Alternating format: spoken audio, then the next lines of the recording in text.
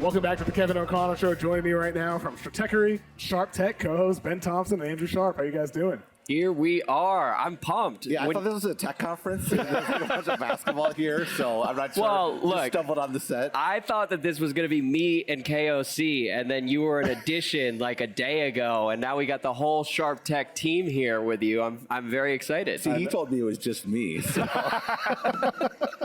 It's a little bit of a surprise here with both of you being together. I mean, you guys talk tech all the time. You have your pod. You write, of course, your daily newsletter. You don't get to talk a lot of basketball together, though. Absolutely. I mean, look, we have to fight to limit the basketball talk on Sharp Tech to like 2 minutes per episode. So now we get to sort of stretch our arms out and, you know, make ourselves comfortable here. You just did an hour 20 episode this week after a little bit of a break, and not a lot of basketball talk on this one, but we'll do that today, starting with your Bucks, Ben. Well, I don't know. I'm a little gun shy about basketball takes because the last time I did a podcast about basketball, real insulting of OKC. I mean, you came hard at Bill. Small market light years, which I thought was a great line. I was really invested in them not winning, so I'm kind of on a losing streak. Look, so that take had some legs during the second round. It looked like you were going to be proven right. Well, it's sort of like first half of game 4, and then Scott Foster's like, nope. Sorry, not going to happen. So I mean, Denver had him on the ropes. If they had Cam Johnson instead of Michael Porter Jr. with one arm, Aaron Gordon didn't get hurt. You never know. And I think only one arm made him better, but well, I mean, they made the right move. The Pacers were right there, man. Oh my God, that game 4! I'm pissed off all over again. Thank you so much. If they lose that one, I mean, I know. If they win that one, I'm sorry. It was right there. Exactly, it was right and there. Then with Game 7, obviously, the torn Achilles. But listen. Stop trying to change the subject. Does the Yakachonich apology need to be as loud as the disrespect was? We are recording this on Friday, day 2 of Summer League, and as we speak, it is halftime of a Heat Summer League game happening right over our shoulder. Yakachonis has 19 points at halftime. Looked great. After 1 for 15, 12 turnovers. Spraying the ball all over the place the last couple games. But look, he's got his sea legs now. The new era is here down there in Miami. The draft, just like I said. Well, let's talk about the Bucks, though. Okay, the Bucks. Last week, Giannis comes on. He's on Speed's Twitch stream. Tens of thousands of viewers watching, and he's asked, so are you staying in Milwaukee? He says, probably. We'll see. I love Milwaukee. What was Ben Thompson's reaction when he saw that little clip? No surprise. I mean, I think he does like Milwaukee. I think he's a homebody. He doesn't want to go anywhere. He's not been a part, obviously, of like the U.S. sort of basketball coming up and wanting to go to the big city sort of angle.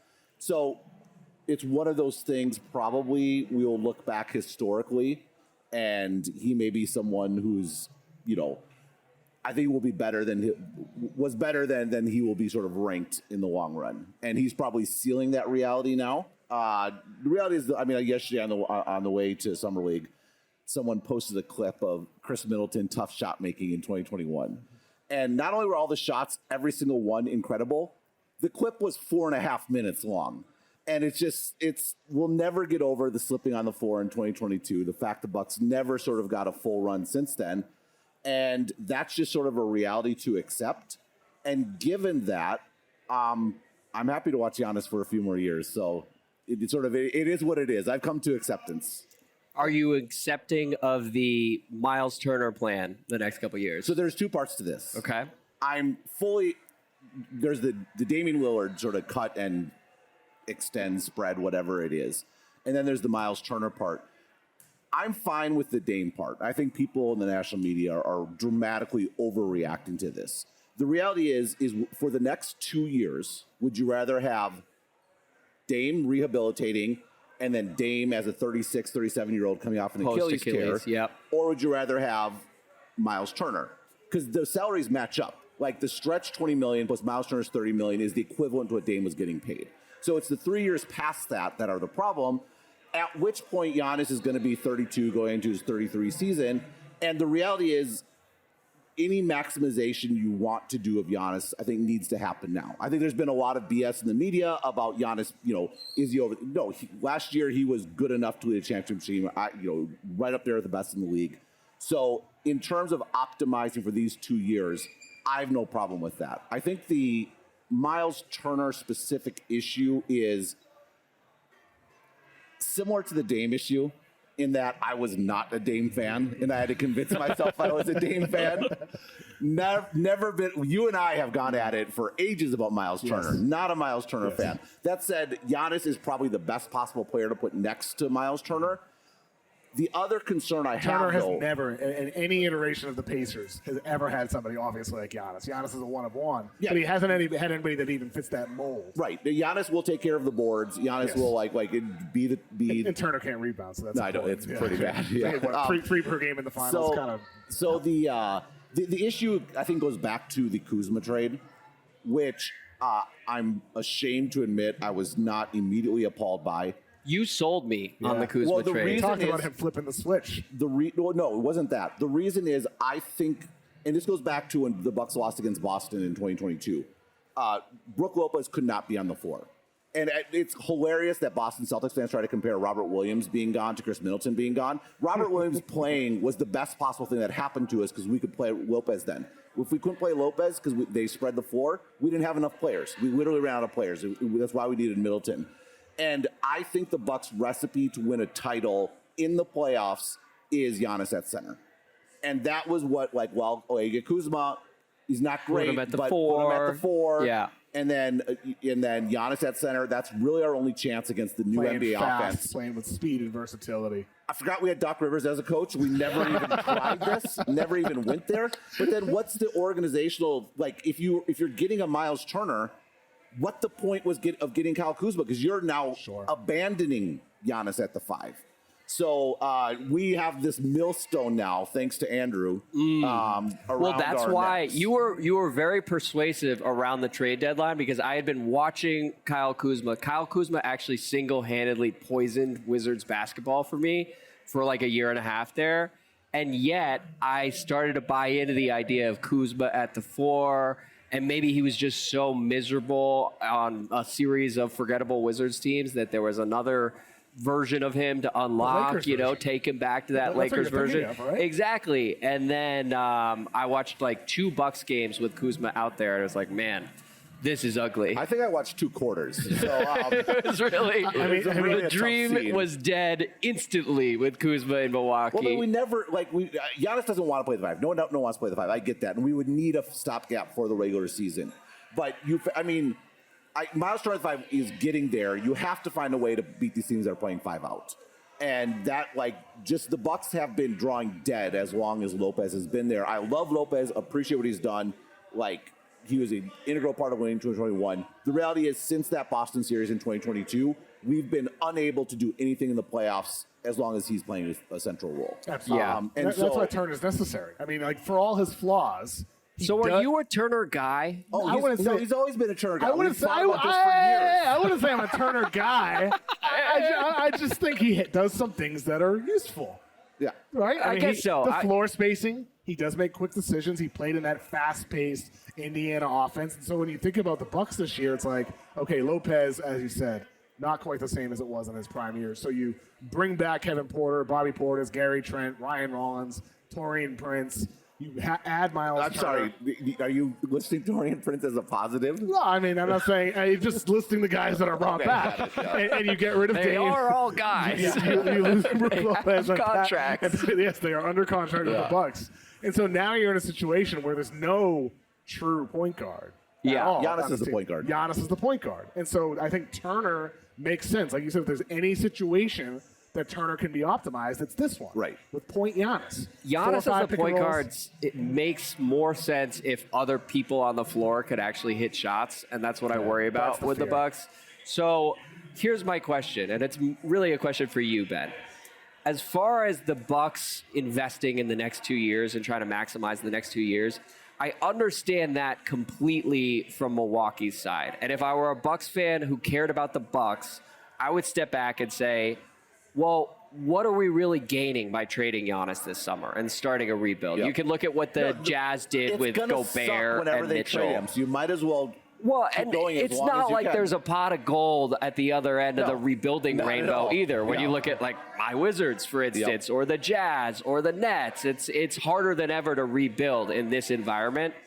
But if you're Giannis or if you're a fan of Giannis, his prime doesn't have that much more time left at this point. And so I think what frustrates me envisioning the next 2 years in Milwaukee is the last 2 years I've seen in Milwaukee, where Giannis is top three and like right there with Jokic and I guess I don't know. I guess Shea is rounding out the top really three. Annoying. It's top two. There's a clear line. And you You're look not at putting who Shea there, are you? like Aaron Gordon. That's not an anti-Shea statement. I think there's just a Understandable. level of force. Totally understand. Yeah, but I put him a very clear number 3. I think. And I go back to the run through the NBA Cup, which doesn't matter, but it was still They have the trophy here. Do they really? You got to help me take a picture later. A victory lap. It matters to me. 9 months later. Absolutely. Let's do it. Look, the true legends of the sport win the NBA Cup. Absolutely. LeBron James, Giannis Antetokounmpo. Maybe Jokic will get one day. Maybe he could get lucky. If he's get there, hot. we'll find out. So I remember that run, and Gary Trent Jr. was hitting some shots during some of those games, and suddenly, like, if you surround Giannis, and Torian Prince even hit some shots,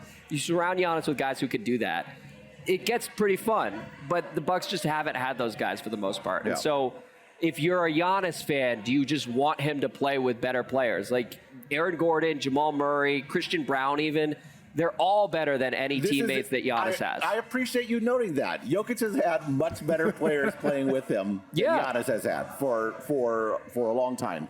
I mean, the reality is the Bucks have a massive hole on the roster that is in the exact shape of one Chris Middleton.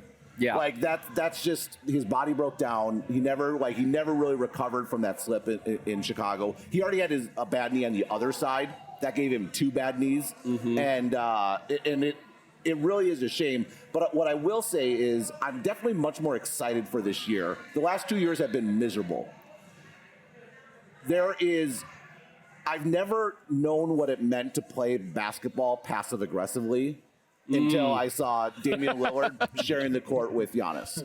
And it was infuriating. When he was on there, he just wouldn't shoot. He'd just sort of stand around and, like, pass up shots and, like, pass the ball on. And he just could not adjust at all to not being the number one guy. Does Giannis deserve any blame there? Any at all? Yeah. Screening? Yes. No, Giannis is better than Dame.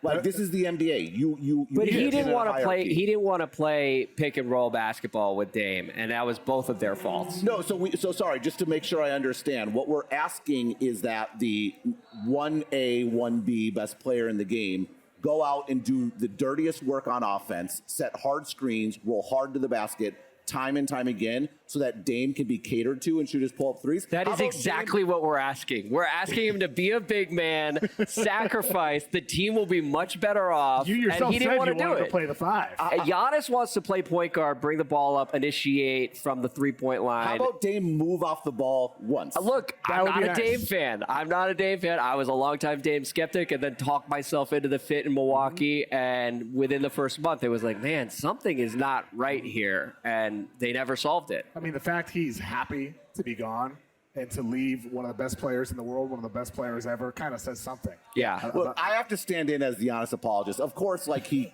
can deserve some sort of blame. But I think what we're asking of the two players, that's asking quite a bit more of Giannis than just literally just move off the ball and shoot the ball when Totally you're open. fair. So, and to your point, your overall point there, they're missing Chris Middleton. They're missing that type of guy right now. And they have the ability to trade their either 31 or 32 pick in the first round, way distant future, but still very high value. no, it's very high value because Giannis just won't like be we there. saw with the Nuggets. They Yeah. traded their 32 with Michael Porter Jr. and they got Cam Johnson an upgrade. So for the Bucks, they can trade the 31 or 32 and then they'll swap in the other year.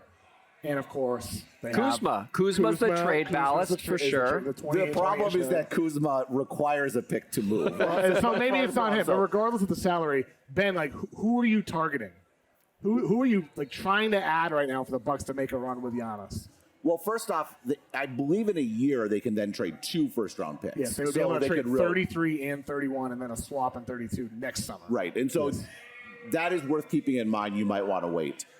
One name that I think is very interesting and very suitable for this table is former Wizard Denny Avdia.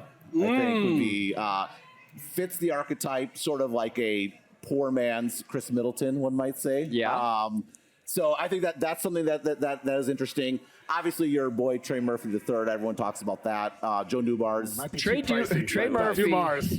Whatever he's Take traded, advantage. I mean, he's going to get like 7 firsts for Trey Murphy because the entire league Are you has sure been Joe Newbar's is going to be lusting. able to get 7 first? No, I know. All bets are off after I draft would rather night. have Denny Avdia than Trey Murphy, though. Really? The playmaking. The Bucks they have no playmakers on the roster at all. And like that was the thing that was underrated about Middleton. It wasn't just that he was a scorer. He led the team in assists. He was a great playmaker. We do need the Giannis as a roller in the pick and roll. That entails having someone that can actually operate a pick and roll. Yeah. So as something to go to. So I think that would probably be my number one choice. But for next year, Giannis, Turner, Gary Trent Jr., AJ Green, Ryan Rollins defend the point. I was wondering how many Yeah, names fun. you would list before you named Kuzma. Not interested in watching him. Gotta be totally I mean, honest. look, I just hope the Bucks this year. I don't trust Doc Rivers, but I hope they play fast. I hope they play around Giannis. I hope we see him have like a triple-double I mean, type of year like he did in April. you just crapped all over this segment. Doc Rivers is still there. Exactly. I mean, look, that's why maybe you play out this season. Play it out this year, and then you reevaluate the coaching position, and then next year you make your trade.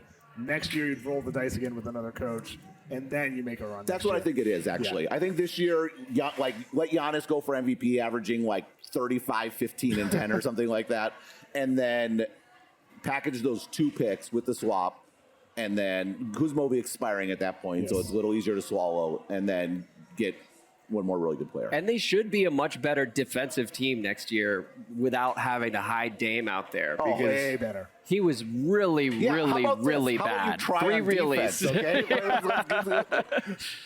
I mean, it's too bad it didn't work out with Dame. I thought at the least it would be fun offensively. It was not fun. Period. No, that's what's so depressing. It was actually less fun offensively than defensively, Crazy. which was not great. Just hard to believe. Andrew, your Washington Wizards are now led by C.J. McCollum and Chris Middleton. The vets. Dude, Look, Chris Middleton showed up and won like 7 he straight made games. an impact. He made an impact. We would have had the very best lottery odds in the league had we not traded for Chris Middleton, whose veteran presence helped stabilize things. I really do think he made a difference in the final 2 months of the season. Competent all of a sudden. And we could have had Con Knipple on the roster because we would have been picking where Utah was picking. I'm not mad about it. I do think, actually, Con went 4th. I do think that in the long run, Chris Middleton will make a valuable impact. CJ McCollum, I guess his jersey should say not Jordan Poole next year. I did like Jordan Poole, though, too. He turned the corner Shot the last hell out of year. a 3 last year. Yeah. So, But he is Jordan Poole. he is Jordan Poole, and we don't want to be paying him and allocating offensive possessions to him for the next couple of years if we're investing in some of these young guys and their ability to actually anchor a relevant team in the next 5 to 7 years. For sure. And I mean, I think that's what's exciting for Tre Johnson. Obviously, you don't get Con, you don't get Cooper, you don't get the top 3 guys, but Tre Johnson. With some more guys he didn't get, yes. just to make him Oh feel my better. God. Well, but you do get Tre Johnson. And Yeah. now he's mentored by C.J. McCollum and Chris Middleton in a situation that feels, there's some stability there for him to grow within. But there's a lot of guards. Keyshawn George, Bob Carrington, among others. How do you feel about Tre Johnson as, what's been, 3 weeks now since the NBA draft? Are you bullish on him? How do you feel? We've not seen him play yet, by the way. Yes, I'm going to be watching him later tonight.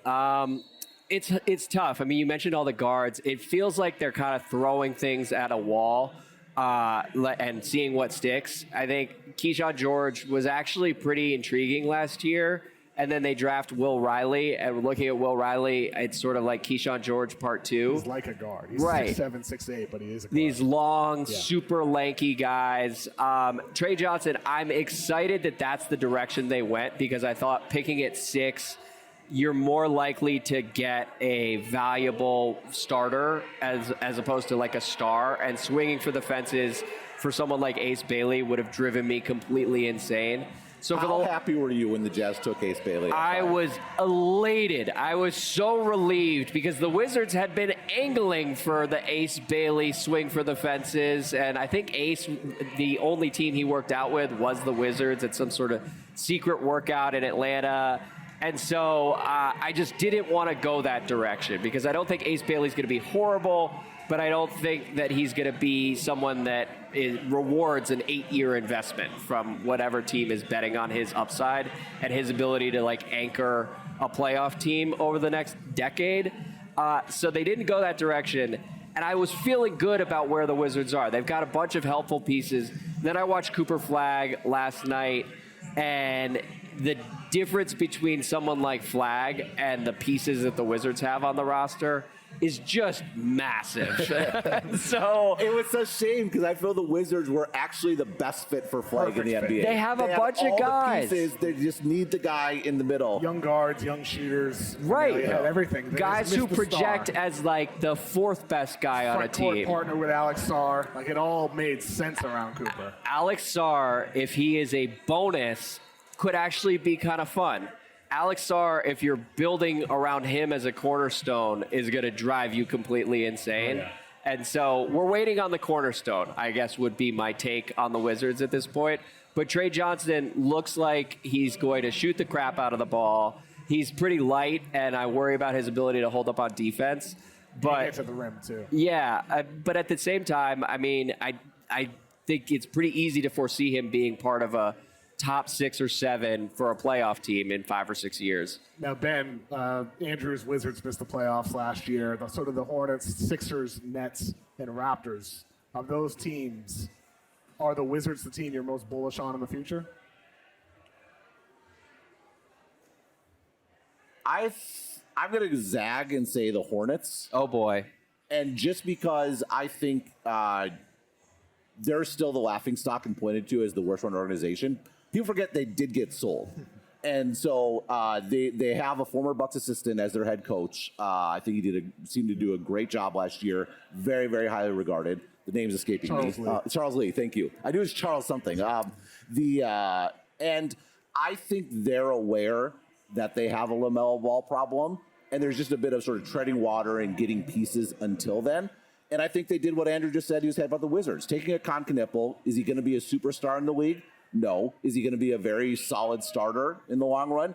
Yeah, like you Knipple and your Alabama guy. Sion James, and then Ryan Kalkbrenner was their draft class. Yeah, who were you mentioning? No, Brandon Miller. Brandon Miller. Man, I'm struggling right here. But Brandon Miller and Con Knipple as your two wings, if you can get the right sort of straw. Total accident. But the right sort of straw to stir the drink. Makes sense. And can I double down on that? As a Wizards fan, watching the Wizards try to play 4-dimensional chess and trade for every bad contract in the league and then clear $100 million in cap space next summer, God only knows what they're going to do with that. Probably take on more horrible contracts. I'm bracing for it. I'll be honest with you. I don't really know what the plan is. And I watch all that and stockpiling all these lanky dudes who have no idea how to play basketball. I look at the Hornets. They're just making solid move after solid move, hitting singles and doubles. And I'm a little bit jealous of that. And then at the same time, I have to remind myself, I don't have to watch LaMelo Ball all year next year. Right. So I'll count my blessings on that all year, front. more like for 25 games. That's true. Right. That's true. Know that he's there. I mean, would you rather have LaMelo Ball or would you rather have Damian Miller on your book or Damian Lillard on your book for $20 million 5 years? 5 years? I mean, LaMelo's still young. Maybe he can grow into something. Dame is on the tail end of his career. So I would choose LaMelo personally. Well, and the caveat with the Hornets' optimism is like the shot diet for LaMelo and Brandon Miller.